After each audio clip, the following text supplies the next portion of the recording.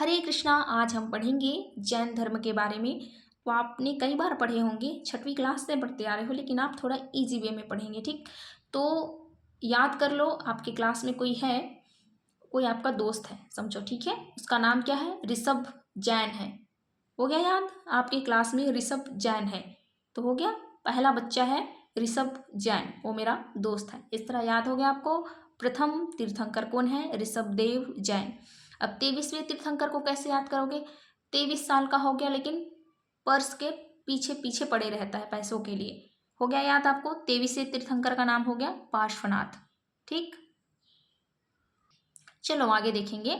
हाँ, इनके पिता का नाम अश्वसेन है, जो कि इक्ष्वाकु वंशी राजा थे। ठीक है, काशी के। तो अब देखेंगे जैन धर्म के 24वें तीर्थंकर। मैं आपको लिस्ट बाद में दे दूंगी, उनके लाइन से नाम दिखाएंगे आपको पूरे 24वें तीर्थंकर के। चलो हम सबसे इंपॉर्टेंट देखेंगे महावीर स्वामी, जो कि अंतिम तीर्थंकर हैं, 24वें तीर्थंकर हैं। उनके पिता का नाम सिद्धार्थ था, ठीक है, और उनके माता का नाम त्रिशला था। मैं बाजू में आप लिख दी हूँ, आप उसको पढ़ सकते हैं। और महावीर की पत्नी का नाम यशोदा था और पुत्री उनकी प्रियदर्शनी थी। देखो, बहुत सारे जगहों में प्रियदर्शनी ही लिखा होगा। और महावीर के बचपन का नाम वर्धमान था। जी हाँ, आप याद कर लें, आप कंफ्यूज नहीं होंगे, क्योंकि आप जब बौद्ध धर्म पढ़ेंगे तो कंफ्यूज हो जाएंगे। इसलिए अभी याद कर लो, महावीर के बचपन का नाम वर्धमान था और उनके बड़े भाई का नाम क्या था? नंदीवर्धन था। ठीक है, अब देखो, महावीर स्वामी 30 वर्ष की आयु में संन्यास जीवन को स्वीकारा था, जो कि नंदीवर्धन से आज्ञा मांगकर। ठीक है, उनके माता और पिता की निधन के बाद। ठीक है, तपस्या कितने वर्षों तक किया था? याद रखेंगे, 12 वर्षों तक। और उन्हें संपूर्ण ज्ञान की प्राप्ति कहाँ पर हुई थी? जृंभ के समीप ऋजुपालिका नदी के तट पर। सब इतना याद रखेंगे, ऋजुपालिका नदी के तट पर। कौन से वृक्ष के नीचे? तो साल वृक्ष के नीचे। जृंभिक याद ना करेंगे तो चलेगा, लेकिन आपको याद रखना है ऋजुपालिका नदी के तट पर, साल वृक्ष के नीचे। ठीक है, गूगल करने मत बैठ जाना, मैं जो बता रही हूँ वो याद करेंगे आप।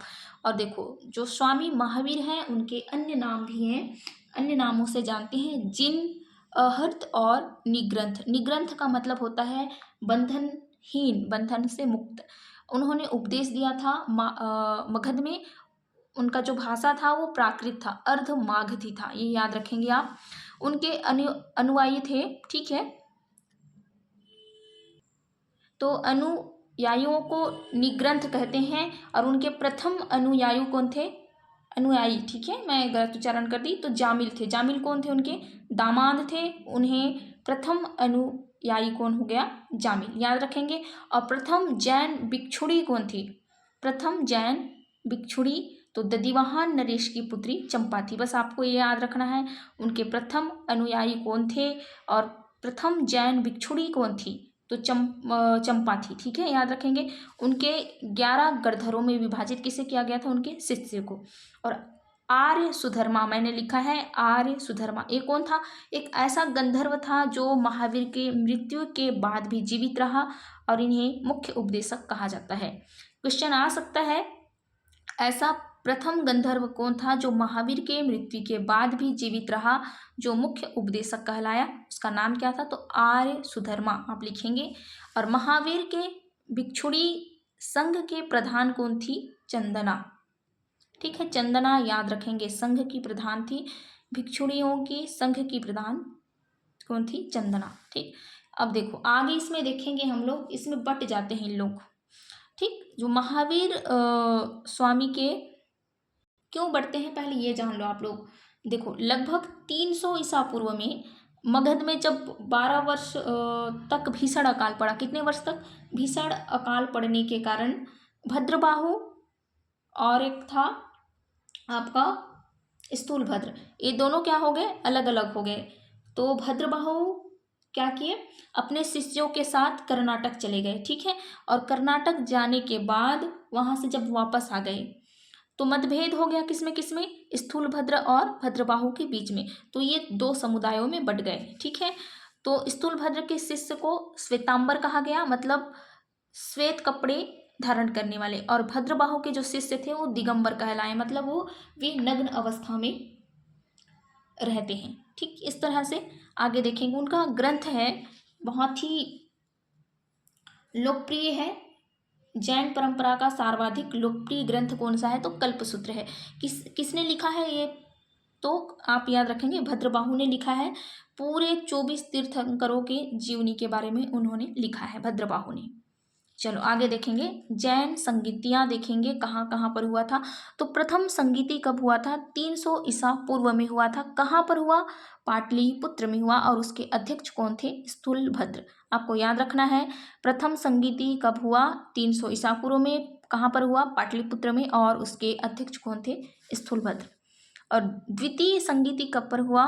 तो 512 ईस्वी में। और ये कहाँ पर हुआ? वल्लभी गुजरात में हुआ। और इसके अध्यक्ष कौन थे? क्षमा श्रवण थे। आप ये याद कर सकते हैं, क्वेश्चन आए ना आए, कभी कभी ऐसे क्वेश्चन आ जाते हैं। तो जैन धर्म के त्रिरत्न क्या है? पहला है सम्यक दर्शन, दूसरा सम्यक ज्ञान और तीसरा है सम्यक आचरण। और इनमें जो त्रिरत्न है उनके अनुशीलों का आचरण करने के लिए 5 महाव्रत हैं, उनको पालन करना है। अहिंसा, सत्यवचन, अस्तेय, अपरिग्रह और ब्रह्मचर्य। ठीक है, हिंसा नहीं करना है, हमेशा सत्य कहना है, चोरी नहीं करना है, ये सब नहीं करना है, उनमें ब्रह्मचर्य का पालन करना है। आप ये 6 क्लास में ही पढ़े हुए हैं ना। तो चलिए देखेंगे, जो स्वामी महावीर थे वो पुनर्जन्म एवं कर्मवाद में विश्वास करते थे। और इसमें जो सप्तभंगी ज्ञान है उसके अन्य नाम क्या है? यदि क्वेश्चन आए तो आप लिखेंगे स्यादवाद व अनेकांतवाद। ठीक है। और जैन धर्म को मानने वाला राजा कौन कौन थे जो जैन धर्म को मानते थे? तो आप लिखेंगे उदयन, या कहीं कहीं क्वेश्चन उदायन भी लिखा होगा ऐसे नाम राजा का। और बंद राजा, चंद्रगुप्त मौर्य, हाँ जी चंद्रगुप्त मौर्य, खलिंग मतलब कलिंग नरेश खारवेल, अमोघ वर्ष, चामुंडा राय। देखो ये जो चामुंडा राय था ना वो कौन था आपको पता है? नहीं पता है? चलिए, तो चामुंडा राय जो क्या था? मैसूर के जो गंग राजा हैं, ठीक है, उनके सेनापति था, प्रधानमंत्री था वहाँ का, चामुंडा राय था। ठीक है। चलिए, और चामुंडा राय के बारे में और भी जानेंगे आगे। ठीक, चलो अब आगे देखेंगे इनके आध्यात्मिक विचार। इन लोग सांख्य दर्शन से ग्रहण किए हैं। ठीक है, सांख्य दर्शन क्या होता है?